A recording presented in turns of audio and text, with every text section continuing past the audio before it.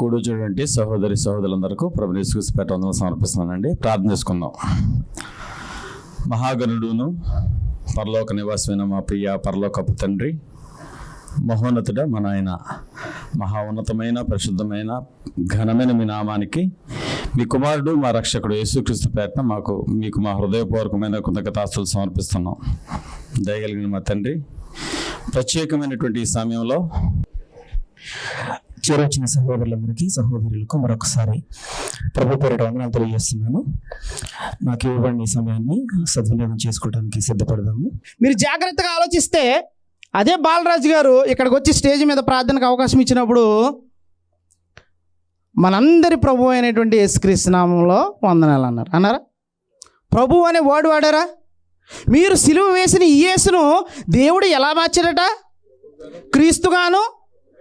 ప్రభు అంటే ఏంటండి? లార్డ్ అంటే ఏంటి? పరిపాలన. మరి సహోదరులు మన ఎన్విరత్నం గారు కూడా ప్రార్థన చేశారు. ప్రార్థన చేసి చివరిలో త్వరలో రానయ్యినటువంటి మా రాజును అని అన్నారు. ఇక్కడ ఈ సహోదరులు ఏమో ప్రభు అన్నారు. ఆ సహోదరులు వందనాలు చెప్పినప్పుడు కూడా మీరు జాగ్రత్త రివైండ్ చేసి చూడండి. మన ప్రభు అయిన యేసుక్రీస్తు నామంలో వందనాలు అన్నారు. ప్రభు అంటే ఏంటి? లార్డ్ అంటే పరిపాలించేవాడు, అంటే రాజు. అంటే పేరు పెట్టుకుని ఖాళీగా ఉన్నాడా? ఒక చీఫ్ మినిస్టర్, వాడు పరిపాలన లేదని ఎక్స్సీఎం అంటారు. ఎమ్మెల్యే, వాడు పరిపాలన లేదని ఎక్స్ఎమ్మెల్యే అని అంటారు. ఇక్కడ ప్రభువు అని అంటున్నాడంటే ప్రస్తుతం ఏం చేస్తున్నట్టు? పరిపాలన చేస్తున్నాడు. పాత నిబంధన నుంచి చాలా తీసుకొచ్చారు, సంతోషం.